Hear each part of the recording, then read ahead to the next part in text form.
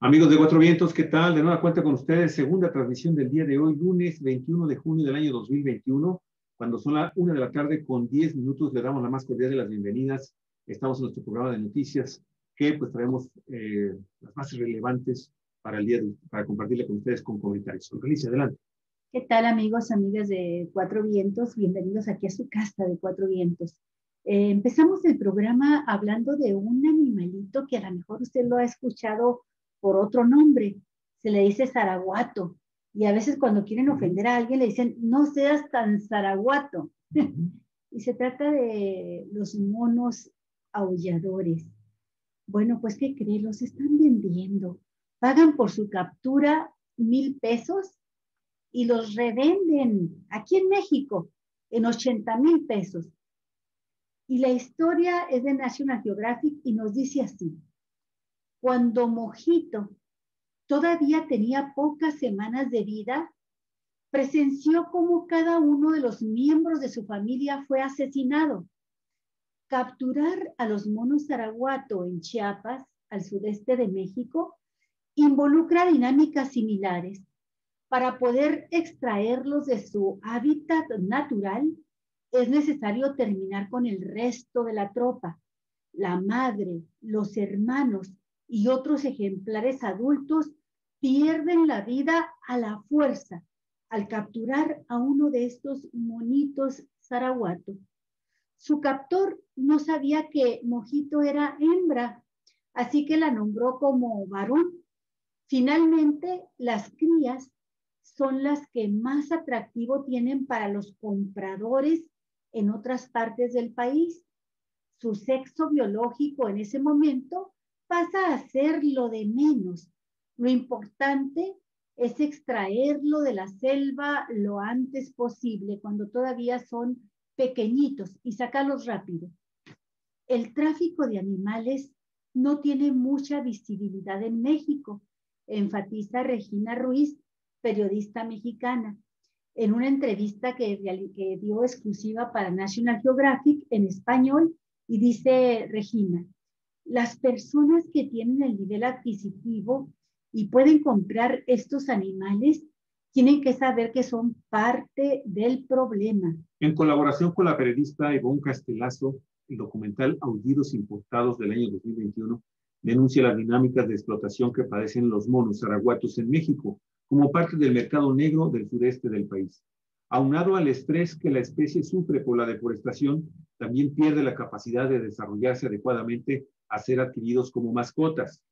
Ruiz considera que es necesario realizar un esfuerzo en conjunto con el Estado mexicano para frenar la extracción de monos zaraguatos de su hábitat natural en Chiapas, además de que la gente local piensa que podrá llevarse un buen dinero al venderlos a algún intermediario. No existen retenes serios que monitoreen el tráfico de especies en el sistema de carreteras transnacionales. Esta falta de control por parte de las autoridades estatales contribuye a que los traficantes puedan tomar y trasladar a estos ejemplares capturados. Sin filtros en las casetas, el hecho de que haya policías en cada punto de cobro sirve de muy poco para frenar la comercialización de especies en peligro de extinción. A lo mucho, según las periodistas entrevistadas que produjeron el documental, un captor podrá llevarse aproximadamente 1,000 pesos, 1,000 pesos mexicanos por cada animalito. En contraste, las crías se pueden vender a quienes quieren tenerlas en casa en 80,000 pesos. Los locales no tienen bien claro que la cifra que reciben en proporción es ínfima. En contraste, si son detenidos por las autoridades, podrían enfrentar penas de hasta 15 años de cárcel. En el campo, Ruiz se dio cuenta de que la ignorancia es una pieza clave en la maquinaria de explotación de estos monos zaraguatos, entre otras especies que también están en peligro de extinción, pues a estos son sometidos a esta explotación. Rara vez los locales y los turistas tienen ideas sobre el sufrimiento que implica la extracción de estos animales de la selva chiapaneca. Fíjese, por ejemplo, tomarse una foto con un mono zaraguato es una hipocresía. Estás lucrando con la idea de que estás salvando a los monos. Sí, cómo no. Pero estos animales no necesitarían quedarse en los hoteles, deberían quedarse en sus ecosistemas. El hecho de que los monos se acostumbren al contacto con seres humanos no ayuda a que tengan una rehabilitación sana. Por el contrario, después de haber vivido en jaulas minúsculas en el patio de alguna casa de algún ricachón, en algún lugar de entre los árboles, están deshidratados, enfermos y ya manifiestan indicios de un desarrollo desproporcionado. Además de vivir en condiciones precarias al interior de casas particulares, los estragos que padecen estos animales al ser capturados y separados de su ecosistema natural y por presenciar la muerte de sus familias, pueden ser vitalicios estas enfermedades. Ansiedad, ira, depresión, figuran entre los padecimientos mentales más frecuentes, según Ivonne Castelazo. Los monos son animales muy emocionales, casi pudiéramos decir como nosotros, como los seres humanos, que nos afecta hasta cuando nos levantan la voz. En algunos casos pueden morir a causa de sus sentimientos, dice la periodista, con respecto a la similitud entre la sensibilidad humana con las de esta especie de monos. Y así pasa con las personas. Su estabilidad emocional, que a veces es demasiado extrema, de estos monos, ser zaraguatos incide directamente en cómo se relacionan con los demás y consigo mismo. En este sentido, el caso del mojito es icónico. Cuando los animales se sienten mal mentalmente, dejan de alimentarse adecuadamente, están tristes y dejan de socializar sanamente. Por esta razón, Castelazo y Ruiz concuerdan en que la rehabilitación de los ejemplares afectados por estas dinámicas deben ser lo menos humanizante posible. De otra manera, se les arrebata parte de su naturaleza a los monos zaraguatos, quienes en últimas no son personas, ni deberían de mantenerse como mascotas exóticas, deberían de continuar en su lugar natural, en su hábitat. Así es, amigos y amigas, así que por favor evite tener mascotas a estos animalitos hermosos que están felices en la selva. Bueno, la siguiente nota, por favor, Alicia. A 2 semanas de inaugurar la línea 12 del metro, sustituyeron riel por desgaste prematuro. La nota es de Israel Navarro, del periódico Milenio. 16 días antes de que el entonces jefe de gobierno, Marcelo Ebrard, inaugurara de manera provisional la línea 12 del metro, el 30 de octubre de 2012, la empresa ICA, Alstom y también Carso sustituyeron un riel por desgaste prematuro en el tramo Zapotitlán-Nopalera. A pesar del reemplazo, la problemática continuó toda vez que el desgaste ondulatorio volvió a presentarse sin que se registrara un nuevo cambio. De acuerdo a autoridades del sistema de transporte colectivo Metro, consultadas por periodistas de Milenio, esto se debió a 2 factores: al peso e incompatibilidad de los trenes con las vías y a la falla en las soldaduras de unión de las planchas y al centro del claro. Incluso un peritaje que se realizó por la empresa ILF, Ingenieros Consultores, en el año 2013, advertía que las fallas se debían, entre otras cosas, a la deficiente soldadura de la línea. De acuerdo con el dictamen emitido en septiembre de ese año 2015 por la consultoría Manuel Barrera y Asociados, esta falla formó parte de los reportes que hicieron trabajadores y también personal de la dirección del metro a su titular Francisco Bojorques. El reporte señaló que el entonces gerente de las instalaciones fijas del metro había detectado problemas de deformaciones ondulatorias prematuras en los rieles de varias curvas que comprenden el trazo de las vías que de la línea 18. Esto fue en el año de 2012, en el 18 de septiembre. Ello como consecuencia de las pruebas a vacío que se realizaron, así como de los viajes de familiarización que efectuó el gobierno capitalino a cargo de Marcelo Ebrard, previos a la puesta en marcha de la línea. Esos mismos problemas de desgaste prematuro en las vías fueron remitidos al órgano desconcentrado Proyecto Metro para que realizara un análisis profundo que pudiera determinar las causas de dicho desgaste y la debida solución.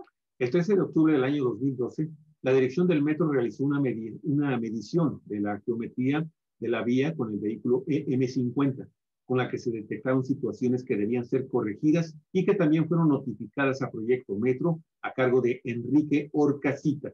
Pero la observación de fallas más puntual, hecha por trabajadores y por autoridades del metro, fue la reportada en la interestación Zapotitlán-Nopalera, donde se encuentran las curvas 11 y 12, solo a una estación justo de donde ocurrió el desplome del pasado 3 de mayo. Proyecto Metro, a petición de la Secretaría de Comunicaciones y Transportes, pidió al consorcio constructor que conforma las empresas ICA, Alstom y Carso la sustitución del riel con desgaste prematuro en la intersección Zapotitlán-Nopalera, donde se encontraban estas curvas 11 y 12 de la línea, la cual informó sobre la realización de este cambio. Sin embargo, el desgaste ondulatorio volvió a presentarse en ese mismo tramo en un corto tiempo después de haber sustituido el riel, se detalla en el informe.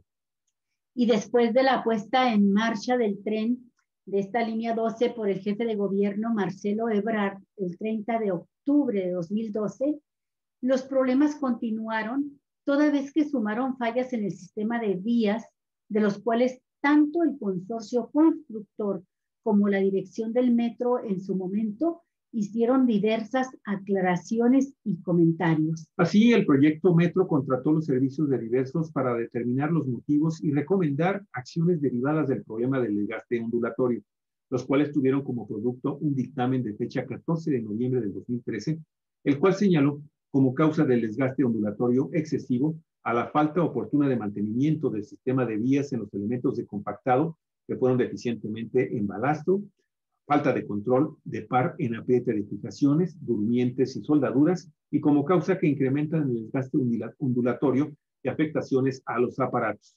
El dictamen indicó el achatamiento, así como lo oye, el achatamiento de ruedas en algunos trenes, la falta de repercilado de las ruedas de algunos trenes, golpes en los aparatos de vías y en las juntas de dilatación por desgaste excesivo de la rueda. Pues de nueva cuenta, Olga, nos están comentando, nos están dando información muy importante. No creo que en realidad Marcelo Ebrard vaya a evadir la responsabilidad que él como jefe de gobierno, él en lo particular, al momento de, por lo que hemos estado leyendo, de tratar de acelerar la inauguración de esta línea, pues provocó toda esta serie de dictámenes que se dieron previo a la puesta en marcha. Contralínea, sin embargo, y ahora también el medio de comunicación que es Milenio, ¿sí? Israel Navarro, pues están dando documentos importantísimos que nos están comenzando a dar una idea de cómo hubo impunidad, cómo hubo negligencia, cómo hubo omisiones, y que en el intervalo entre cuando se inaugura la obra, antes y después de que se inaugura la obra, hay responsabilidades también civiles y gubernamentales muy importantes. Sí, es mucho lo que se va a tener que ir al fondo, Javier, para sacar a luz la verdad, y eso es lo que estamos esperando justo que haga este gobierno de Andrés Manuel López Obrador y pues por supuesto Claudia Sheinbaum, con toda la responsabilidad que pudiera corresponderle a ella. Y a propósito también de irregularidades, pero tiene que ver con uno de los hombres más corruptos en la historia del sindicalismo mexicano, y vaya que es mucho decir. Tiene que ver con Carlos Romero de Champs y el gobierno más corrupto en toda la historia del régimen priista, que es el de Peña Nieto. Bueno, pues en el gobierno de Peña Nieto, Pemex, esta empresa paraestatal que se están haciendo esfuerzos extraordinarios por rescatarla, entregó 20,000 millones a Carlos Romero de Champs. El trabajo es de un reportero, el director de Contralínea, que ha estado haciendo trabajos extraordinarios de investigación justo en ese ámbito de la empresa, la paraestatal petrolera. En las próximas semanas, el Sindicato de Trabajadores Petroleros de la República Mexicana renovará su dirigencia sindical después de que su ex líder, Carlos Romero de Champs, se mantuviera por más de 26 años en la Secretaría General, tiempo en el cual este corrupto dirigente abusó no solo de las cuotas sindicales de los más de 100,000 trabajadores petroleros, sino que también dispuso a su antojo de miles de millones de pesos que anualmente le entregaba la principal empresa del Estado, Pemex.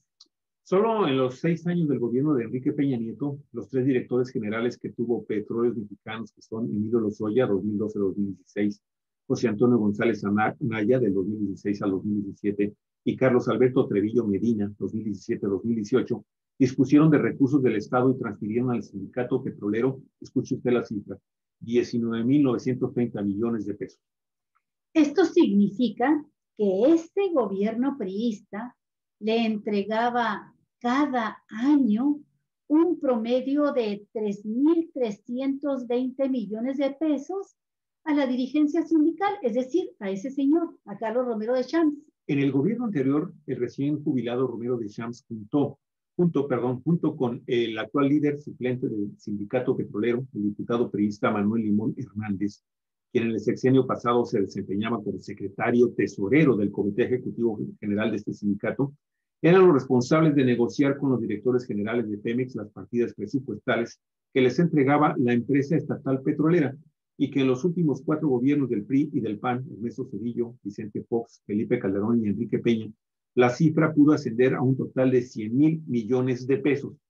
De acuerdo con información financiera del Sindicato de Trabajadores Petroleros, en poder de la Unidad de Inteligencia Financiera y de la Fiscalía General de la República, a la cual tuvo acceso el periódico Contralínea, por primera vez se conoce el manejo que hacía Carlos Romero de Champs y su cómplice, Limón Hernández, con el dinero del sindicato y de cómo favorecían con esos recursos a familiares y amigos, además de hacer negocios y también despilfarrar las cuotas sindicales y las partidas presupuestales de miles de millones de pesos que les entregaba Pemex. Mire, el 2 y el 6 de agosto del 2018, cuando Andrés Manuel López Obrador apenas tenía 2 meses de haber ganado las elecciones que lo convertían en el presidente electo, el entonces secretario general del sindicato ordenó transferir 20 millones de pesos de las arcas sindicales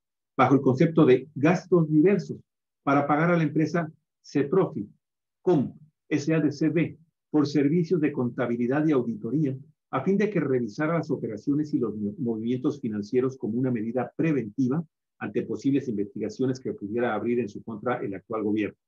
Y de acuerdo con los expedientes judiciales abiertos de Romero de Champs, actualmente sujeto a un proceso penal por delitos de lavado de dinero, fraude y también pues corrupción, se revela que entre los años 2013 y 2015 el sindicato realizó 12 transferencias a Estados Unidos por $2,532,000, poco más de 50 millones de pesos, en beneficio del empresario George Muñoz, con dirección en Washington.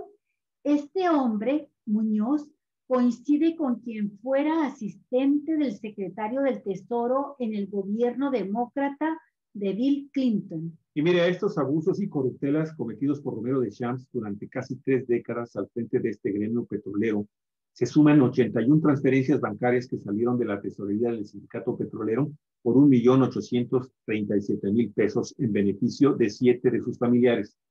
Entre el 5 de junio de 2012 y el 7 de diciembre de 2018, los familiares que Romero de Champs benefició con dinero de las cuotas sindicales de los trabajadores petroleros fueron su sobrino Víctor de Champs Durán, jefe de servicios generales en Pemex, con sede en Salamanca, quien recibió 27 depósitos por 27 depósitos por 659,500 pesos. Juan Pablo Rodríguez de Champs, broker independiente, recibió 24 transferencias del sindicato petrolero por 614,000 pesos. Nora Estela Deschamps Contreras, prima del ex líder petrolero, 9 operaciones por 190,000 pesos. Carla Margarita Prado Deschamps, 13 transferencias por 183,000 pesos.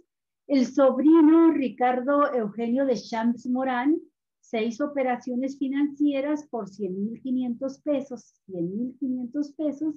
Ricardo Eugenio Deschamps Maciel, una transferencia por 50,000 pesos. Victoria Deschamps Durán, una operación por 40,000 pesos. Pues esos eran cacahuates comparado con todo lo que es los miles de millones de pesos que se llevaba para él, para su hija y su hijo.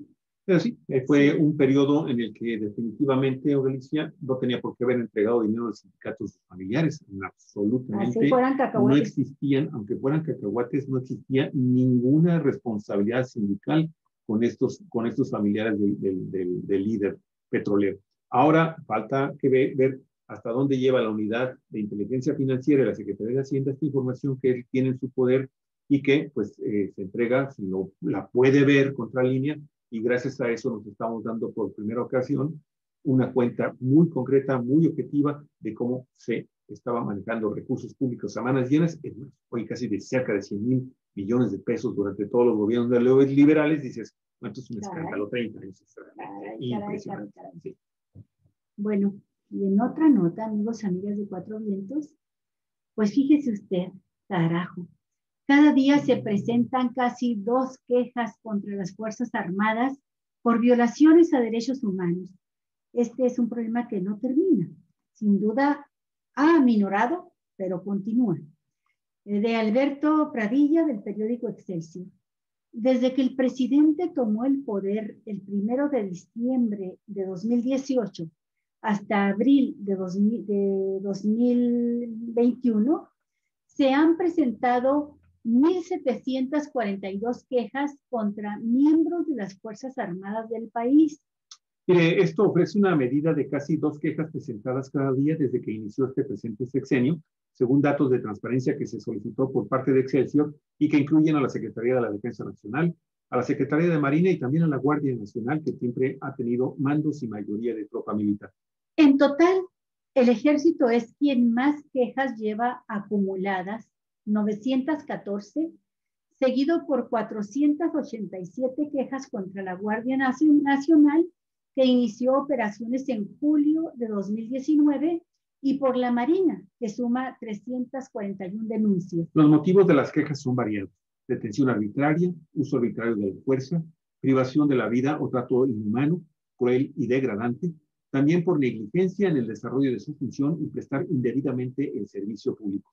Por territorios, Jalisco, Tamaulipas, Chihuahua, Estado de México, Veracruz y Oaxaca son algunos de los estados con mayor registro de quejas contra las Fuerzas Armadas. Mire, este volumen de quejas no conllevó que se presentara un alto índice o número de recomendaciones por parte de la Comisión Nacional de los Derechos Humanos. De hecho, esta institución que dirige Rosario Piedra Ibarra hizo públicas únicamente 3 recomendaciones, 2 por violaciones graves y 1 por violación particular. La primera queja fue contra la Marina por las ejecuciones de Puebla en febrero de 2019. Y la segunda está relacionada con unos hechos de una década atrás.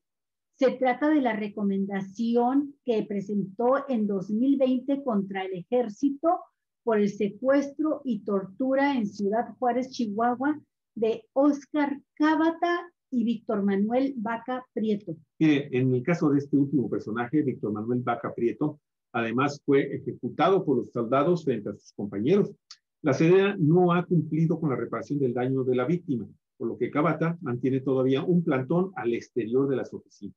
Y por último, la recomendación 50/2020 señala a la Guardia Nacional por la represión sufrida por la caravana migrante entre los días 20 y 23 de enero de 2020 en la frontera de Chiapas con Guatemala.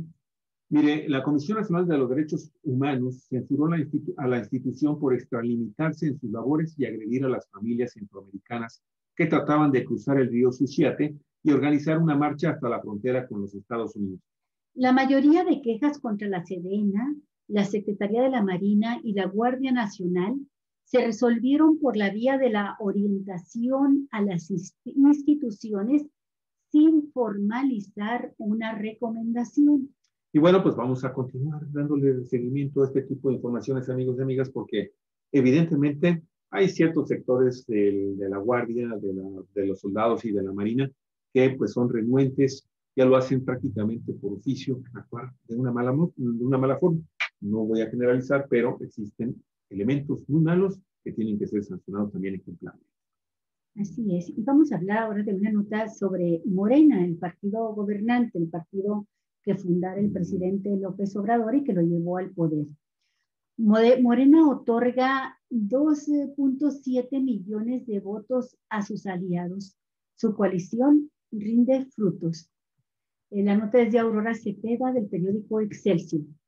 Aunque candidatos del Partido Verde y del Partido del Trabajo ganaron 62 curules de mayoría relativa como parte de los criterios establecidos en su convenio de coalición con el Partido Morena, fue esta última fuerza política la que aportó la mayoría de los votos para obtener dichos triunfos.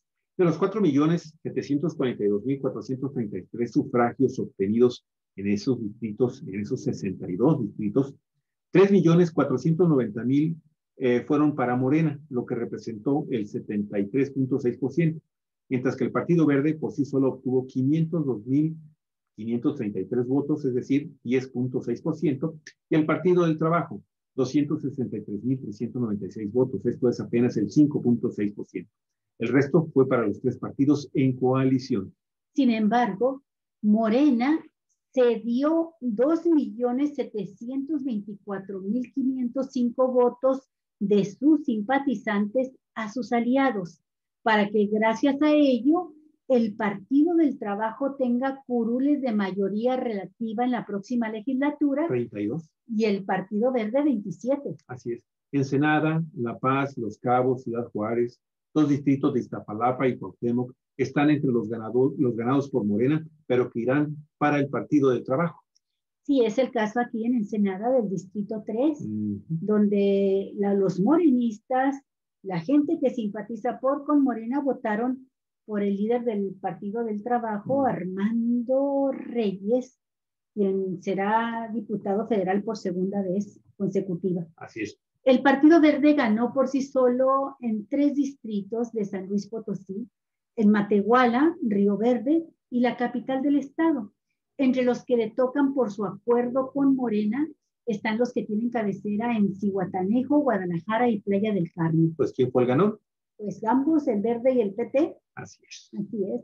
Bien, amigos, y vamos a la última nota del día de hoy. Tiene que ver con hoy hubo una designación como coordinador del PRI en la Cámara de Diputados y se lo acaban de entregar a Rubén Moreira, el exgobernador de Coahuila, quien dice esta nota de Yared de la Rosa de la revista Forbes, es un aliado de Morena. Vamos a ver por qué lo dice. Vamos a ver. Rubén Moreira será el coordinador de los diputados del PRI a partir de septiembre. Sin embargo, él ha sido desde el tricolor uno de los principales aliados de Morena en San Lázaro, pues de 2018 a 2020 votó a favor de reformas impulsadas por el presidente López Obrador o por su partido. En diciembre del año 2019, el exgobernador de Coahuila, que fue de 2011 a 2017, fue uno de los 4 diputados del tricolor que votó junto a Morena para crear la ley amnistía y así librar a más de 6,000 reos que cometieron delitos menores, como robos, abortos, portación de drogas. En febrero de 2019, también respaldó, junto con 42 priistas más, al partido encabezado por Mario Delgado para crear la Guardia Nacional, reforma que fue impulsada por el presidente López Obrador para combatir la inseguridad en el país. También en abril del año 2019, Moreira fue uno de los 44 diputados que aprobó en lo general la eliminación de la reforma educativa de la pasada administración, la de Enrique Peña Nieto, con lo que desapareció el Instituto Nacional de Evaluación Educativa.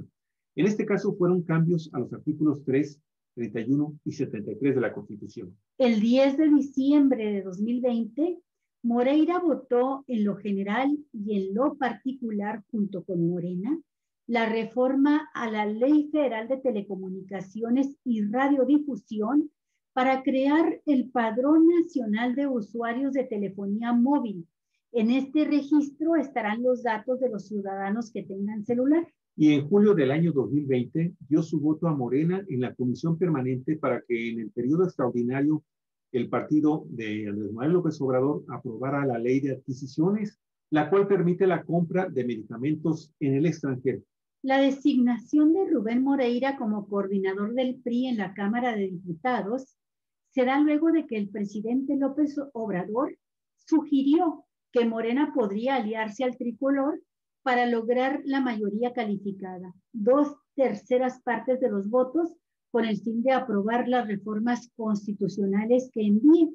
Ya sabemos que López Obrador tiene en mente ya lo hizo público, 3 reformas constitucionales. La reforma electoral es una, Javier, una reforma también para que la Guardia Nacional pase a depender de la Sedena. Y la tercera reforma, ¿cuál es, Javier?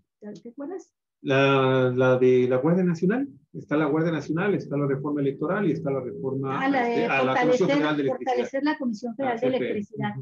Y cuando López Obrador explica, estaba en realidad, bueno, todo el mundo lo interpretó como un guiño al PRI de Alianza, pero López Obrador estaba explicando con mucha claridad que no era cierto que el bloque opositor PRI-PAN-PRD le habían quitado la mayoría calificada a Morena. Se puso a explicar así, ahora sí que con bolitas y palitos, se puso a explicar que Morena tuvo desde 2019 la mayoría relativa o mayoría simple, que significa 50% más 1, y esto significa, dijo, que no nos quitaron nada porque no tenían nada que quitarnos en cuanto a mayoría calificada. Y para tener mayoría calificada, explicó el presidente, se necesita la alianza de Morena con el PT y con el Verde Ecologista, sus aliados, y atraer una parte, por lo menos, del PRI, para poder tener 334 diputados que hacen mayoría calificada. Eso es lo que estaba explicando Andrés Manuel López Obrador, pero pues todo el mundo lo quiso entender como una invitación al PRI para una alianza. Lo cierto es que, bueno, sí hay motivos para considerar a Rubén Moreira como un aliado en algunas iniciativas. Habrá que ver cómo votó en otros casos, pero lo que nos acaba de mostrar en este momento la información es de que efectivamente tiene una fuerte presencia aprobando algunas de las iniciativas de Morena en el Congreso de la Unión. Amigos, ¿qué look te pusiste hoy, Javier? Fíjate que no sé, ando... Amigos, muchísimas gracias. Si les gusta el programa, ya saben, compártalo. Cuatro Vientos, periodismo en la red, donde todas las voces se encuentran eco. Mañana nos estamos escuchando y viendo. Gracias. Así es, hasta mañana, amigos, que tengan muy bonito lunes, muy bonito inicio de semana, y nos vemos mañana. Hasta luego. Hasta luego. Buen provecho.